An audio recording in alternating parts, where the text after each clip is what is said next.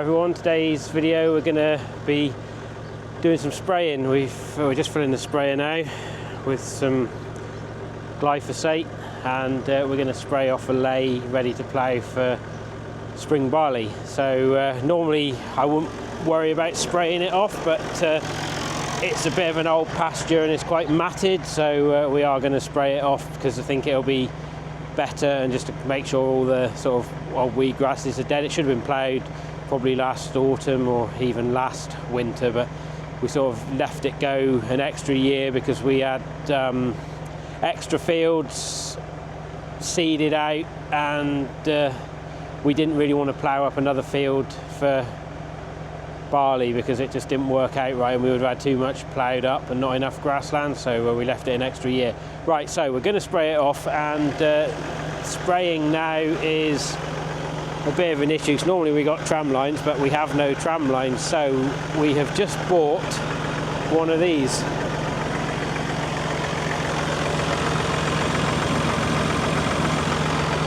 It's an AgriCision on track. It's the more basic one that they do, and I sort of fancied one for quite a while, so we've decided to buy one. And we had an iPad anyway, so we're going to use that iPad, which is here. So I've got the On Track app there, so not really set up yet, but we'll get it set up and get over in the field and set it up and see what it does. So there is the On Track on the bonnet, and hopefully we'll be able to make some sense of it. And hi everyone, we have sprayed the field, so the proof will be in the pudding whether it actually I've missed any bits. What I've done is I'll just go through it a little bit, what we've done, and I'll turn you around so you can see the screen. So here you can see that I've got the brightness turned down a little bit on the iPad because it's running out of battery. So I set the width to 11.5 meters. We've got excellent GPS signal, and I set a boundary when we went around the field. So I've just cleared all the AB lines now just to show you, but I've finished the field. So just wanted to set, so I've set in at point A now, and we are driving across the field, setting our AB line. We're at 4.5 miles per hour. I did just change that just now from K's to miles per hour. I don't know why I did that, but to normally have it set on kilometres an hour. But so you see the boundary of the field there, look, because that I've saved that boundary. So I will set point B, and then there we lines come up now, look. So I'll turn around a minute and show you what we're doing. Probably the hardest thing I've found is picking up lines. Once you're on it, it's really easy to stay on it. So you see on the thing that I'm not quite on it there, but I'm on it now, look, and you can see on the bonnet. So I'm just driving a little bit too close that way, but there, I'm back on it now, look. And it's quite easy to follow once you're on it.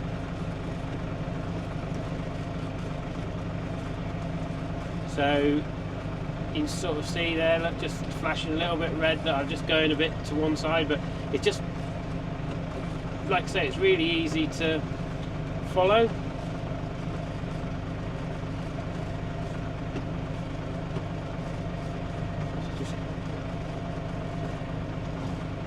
So we'll turn around again a minute and go back the other way, and you can also set the coverage. So if I press there now, it'll start covering the map. So we'll have a look at that in a minute. I'll just get online again. So we're online, and you'll see now that it is covering in the map.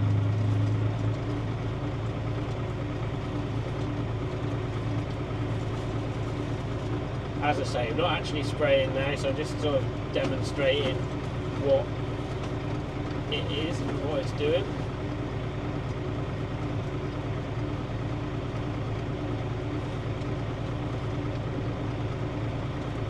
So when I get to the end, I just got to tap the screen and I'll turn the coverage off.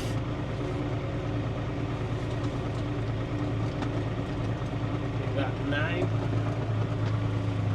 But what a clever thing is, once you've set your boundary and you've covered that, once you can set it on automatic, so once you get to the end and it goes over your boundary or over your line that you've already sprayed, it will turn the coverage off on its own, so you don't have to keep turning it on and off, which I think is quite clever.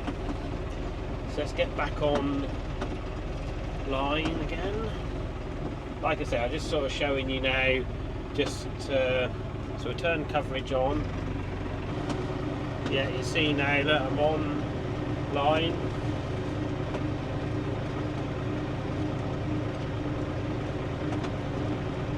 And we'll tap coverage again, turn that off. Like I say, I haven't got it on automatic at the moment because I haven't got a boundary that I have done. But no, it's the first time I've used it, so you know it's not easy to start with, but like I say, it's only as good as the person steering it. But what we'll do is I'll show you a bit better. Like I say, the light's going now. I'm not sure if you can actually see me, but so far, like I say, this is the first go with it, and I'm really impressed with it. And like I say, it's just a really basic guidance system. It cost £765 plus VAT for the receiver. Had an iPad already, and I bought a RAM mount that cost just over 60 quid, and I bought a couple of ball joints so it'll fit in both tractors. And what I like about this system is that it's really easy to change between tractors. You know, I don't need GPS guidance for ploughing.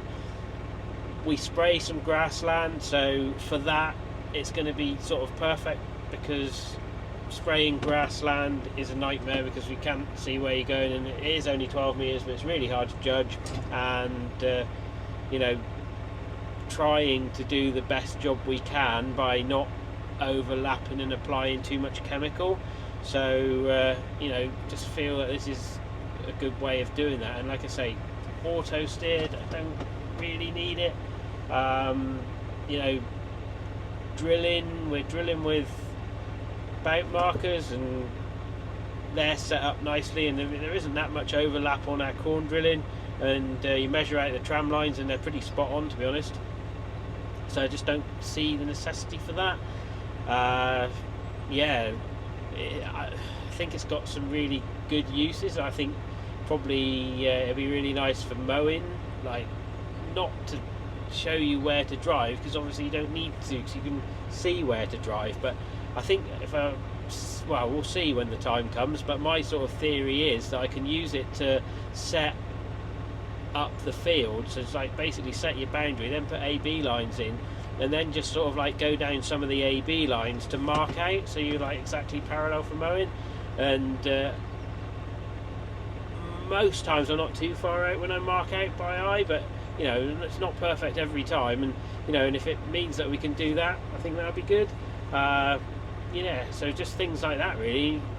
As we go along, we'll see how it goes, and before this video comes out, I will come back here, and as long as it isn't too much of a mess, we'll get the drone up and we can see how accurate it is and what we've done. So yeah, so I'll be back to finish this video in the daylight when it's actually died off and we can see how good it is.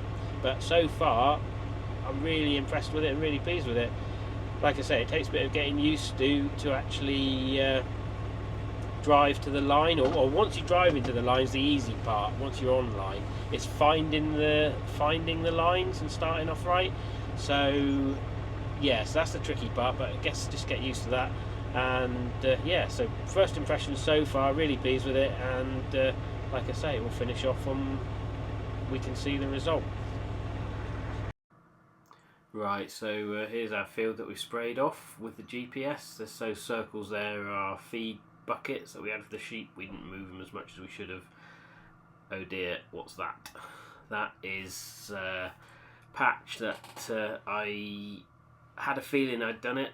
There's a wheel mark there that I can see when I've sort of walked in there and had a look. And what has happened here is I didn't turn on a boom when I turned around, and I was concentrating on the GPS and where to drive and forgot to turn on one of the boom sections. So it's my fault and a bit of a mistake, but that's not too bad. And there is, through the middle of the field, it's all perfect, and I sort of got used to it then by the time I was driving through the middle, or spraying the middle of the field. But at the top you just see there that a few tiny little strips there that I've missed. That was just when I started and I was getting used to it. So yeah, so it's not the end of the world, but yeah, so when I set the GPS up, I had it set up so that it was at 11.5 meters, and because the accuracy of the GPS is 30 centimeters, so that could be 30 centimeters overlap or 30 centimeters too narrow, so that allowed for it. So I think that's all right, but anyway, really pleased with it, and it's done a good job. It's just the only fault here has been the driver, so just got to learn from that. Anyway, hope you've enjoyed watching that little video, and I'll be back with another video soon.